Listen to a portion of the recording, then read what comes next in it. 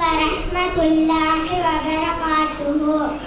இன்று நான் உங்கள் முன்னிலையில் மாணிக்க மலர் என்ற தலைப்பில் கவிதை ஒன்றை கூற முன்வந்துள்ளேன்.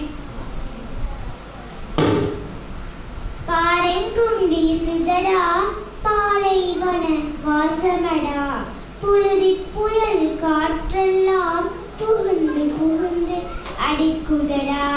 அப்துல்லாஹ் என்ற மண்ணில் ஆமினா என்ற செடியில் அழகாய் உதித்த மலரொன்று அனாதையாய் நின்றதடா.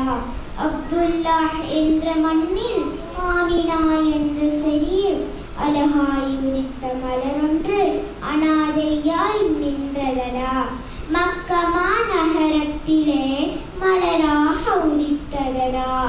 மதீனமா நகரத்திலே மாணிக்கமாய் உறங்குதடா. 10 ஆண்டு ஆட்சி செய்தும் பசியிலே உறங்குதடா. வஞ்சமில்லா நெஞ்சை பெற்று வாஞ்சையோடு பார்த்ததடா. தஞ்சம் புகையிடம் ஒன்றை தனக்கெனவே சேர்க்கதடா.